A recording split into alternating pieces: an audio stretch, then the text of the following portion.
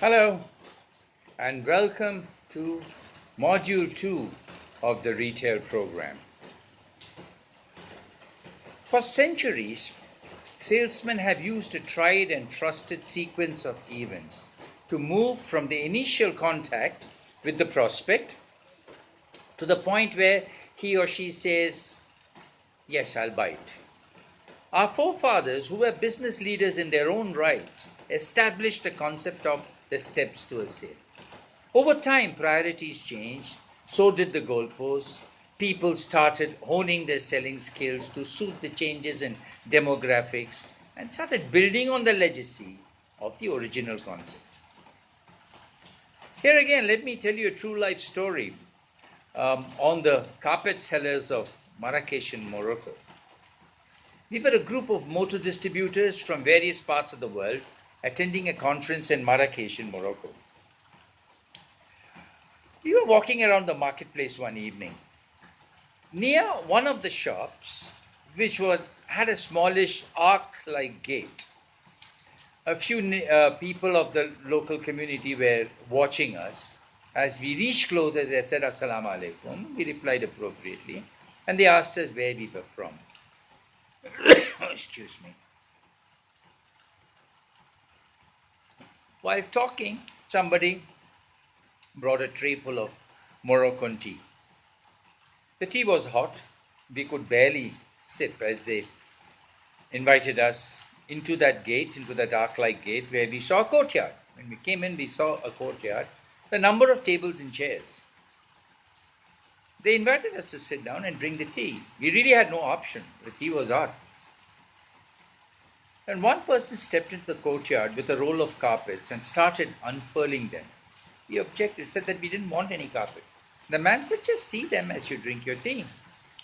So, as he lay every carpet on the floor,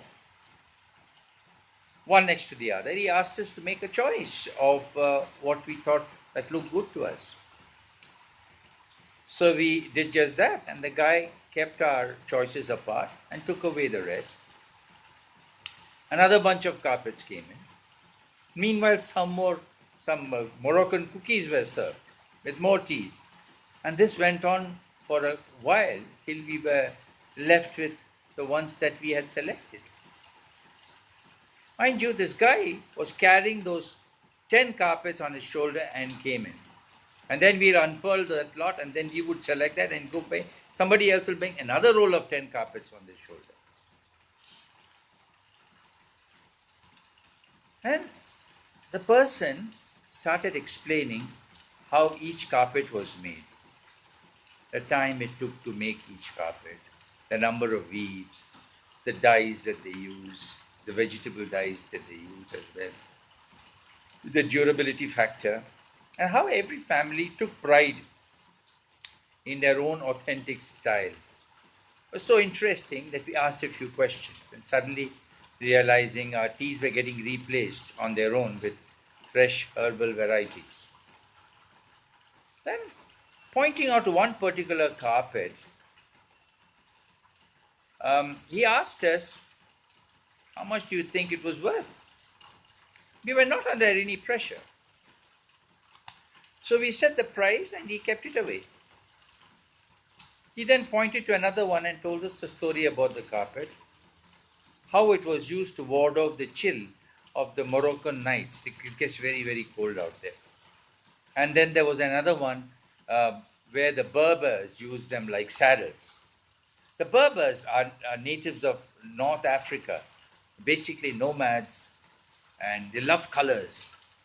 They wear very colorful clothes. They're animists, which means they're beautiful people who believe souls exist in animals, plants, and in land as well. And thus we are all connected to each other uh, in some way. Being nomads, they are also strong bargainers. Then the person asked one lady in the particular who was in our group, which was her best choice. She pointed to one, a colorful one. And then he spoke a bit about her choice of the carpet. He said that she's like one of the Berbers. And they like colors too. Stated the price. The lady said it was too much. He asked her what her opinion what, in her opinion, should be the price. And she stated a ridiculous low price that made me squirm. He said smilingly that, yeah, she was a true Berber, like the Berbers always bargain. And a beautiful Berber at that. A compliment was thrown in. And a lot of arm throwing, exclamations, and he asked her if she really liked the carpet. She kept quiet for a second or two, and he took that as an affirmation and gave her the carpet at the price she stated. There were five of us, and we must have bought three carpets that night. It was packed and delivered to the hotel. Now let us look at the sales process. See what had happened. Excellent observation to start with. He spotted the bunch of us and he knew we were tourists. The pleasantness and with the disarming way of taking us into the store. No pressure at all. We didn't feel threatened at all. Ensured that we had to sit down and hot cups of herbal tea which you can't drink off in a gulp. During the conversation, he gathered we were representing our companies from the UAE, Cyprus, USA, Kuwait, Bahrain. So he kind of guessed the affordability factor. He presented and displayed all the products with precision. Remember that each time one guy would come in with 10 rolls of carpet, we selected, he would go. There's another guy ready waiting for another roll of 10 carpets in his shoulders, and he comes in. Told us beautiful stories, exhibited unique negotiation skills, and closed the deal. First with the lady, who then also influenced us. So, what did we buy? Did we buy the story or the product? Think about it. So, there's a classic saying, there's no second chance in a retail showroom. It is true. You never get a second chance to make the first impression. Therefore, the meeting and greeting part of the showroom sales process can make or break a deal. Therefore, it's a key part of the sales process. Most customers suffer from fear, uncertainty, and doubt. They are afraid of the sales executive. Unfortunately, our reputation precedes us, especially in the used car lot. They are uncertain about the dealership, doubtful about whatever is being said, and their own ability to make a buying decision. Remember, most people make a decision with their emotions.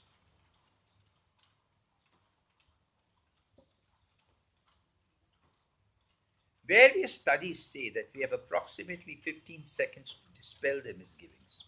As you know, it's estimated that 85% of the lost sales occurs during the first 15 seconds. I gave you an example on the first module where I said when I walked in and I saw this chap popping peanuts and I saw one person very disrespectfully standing there. I walked out of there. Within these first few precious moments, the sales executive must say or do something to gain and hold the customer's attention. It starts off with how people perceive you. The approach or the greeting is the most important step in the selling process. Therefore, understanding and practicing effective greeting can improve the sales dramatically. Clothes and personal hygiene as well play an important part. What people wear and how they groom themselves not only reflects their attitudes about themselves but also influences how others perceive them. To make a good lasting impression, pay close attention to your appearance. You'll feel better about yourself when you do that. And it'll pay off in greater sales and higher income. One's appearance always makes a statement. The way you wear your clothes. I'm important, please show respect. That's one way you dress. Or this is me, take me as I am, I couldn't care less. But you wouldn't want that kind of attitude when you're in the business of selling. So the keys to effective greeting starts off with a smile. It's most important and most neglected. Most often we frown for some reason. You need to make a conscious effort to smile, and with a smile that reaches your eyes, a genuine smile. You can always make out an artificial smile. The benefits of a smile are plenty, besides being good for your facial muscles. It makes the atmosphere very light. With practice, it will become your innate nature to smile, and people will start liking your presence. We always like people who smile. Make eye contact and acknowledge the customer. Even if you're busy at your desk, you might be doing something when the customer is walking. So make an eye contact, at least do something. Do not look at your watch, even if you're ready to close a showroom and the customer has just walked in. Never make that mistake. Very disrespectful. Your first statement should be a welcome to your dealership or organization. Like, welcome to Trading Enterprises, and how are you today? That's the way to go. Introduce yourself first and ask for the customer's name. Stick your hand out, and or if you can't do it like these days, say namaste. You know, addressing your customers by name with a Mr. or Mrs. or Miss is always safer. It's one of the most powerful techniques used by professionals to gain customer confidence. Just try it yourself. Stick your hand out. My name is Bob Seshadri, and you are? How do I address you, sir? It goes like that. And once you get the name, you're in business. Using a customer's name greatly reduces customer resistance. Insist on securing the customer's name by asking questions like, how would you like me to address you? In the UK, people like to be addressed with a Mr., Mrs., or Miss, and the surname. Like I would be addressed as Mr. Shishadri, not Mr. Shishadri, Mr. Wilkinson, Mr. Jensen, like that. In India, I've noticed people using the word ma'am a lot. Perhaps it's acceptable in India, but not to that extent in the West. In the GCC and Middle East, people like to be addressed with their name, first name, but with a prefix. Like I would be called Mr. Bob. In the United States, people like addressing each other on the first name basis. But please don't go on the first name basis unless you're invited to do so. When someone asks me this question, I say I'm Bob Seshadri. Please feel free to call me Bob. That's okay. Once you get the first name, you can say things like, Mr. Sen, that's a lovely tie you're wearing. That's very classy, Mr. Sen. And that's a lovely perfume you're wearing, Mrs. Robinson. Mr. Sen, you've really looked after your car. Buying this car is the best decision that you could have made, Mr. Sen. Things like that. Practice calling people by their name. I've always trained my staff, many parts of the world, never to be subservient to the customer.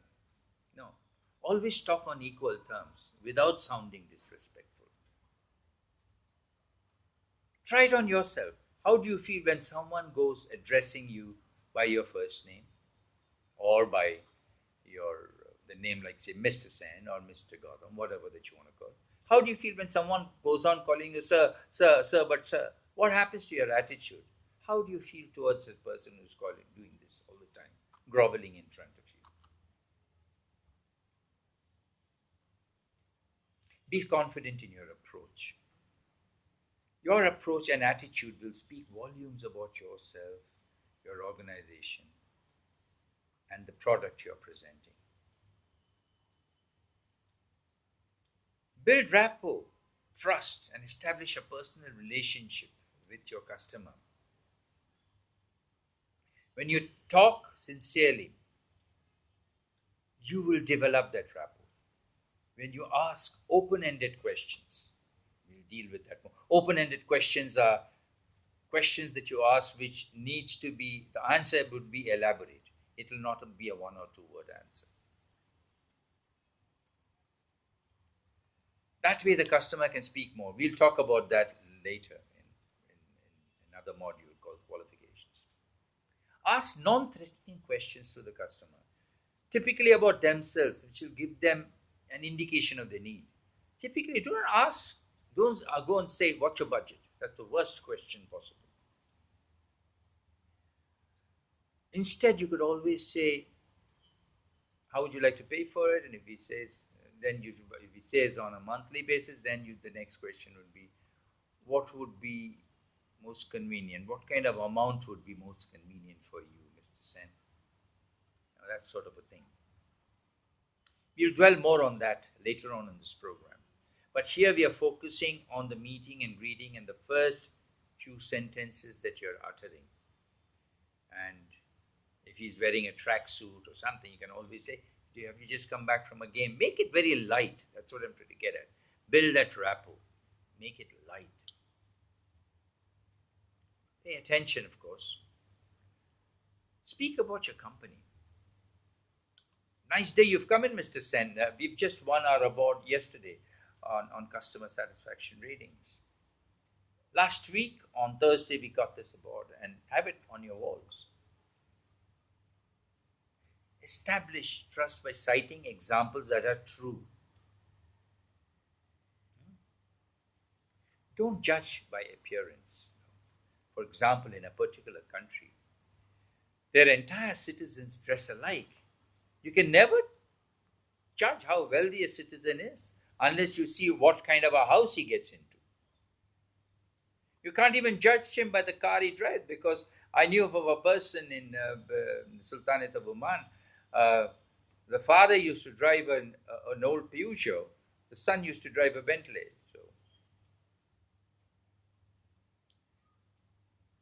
So judging a customer, when you judge a customer, when you look at him up and down, they can make out. I used to have a particular salesman who used to hang around the show, and he would just stand next to his desk and judge a customer by the appearance. He would say whether the person is going to buy a car or not. But he didn't last very long with me. So to summarize, meeting and greeting can be arguably the most important part of the sale. We never train staff to meet and greet, as we take that for granted. But we train people on how to answer telephones. What is your feeling when you walk into a store and you feel totally ignored? Think about these feelings that you have encountered yourself when you've gone around. And many a time you would have felt you wish you were treated better. You might have noticed apathy. Think of these things and think of the story that I told you about the carpet sellers of Marrakesh. More in my next module. See you soon. Bye for now.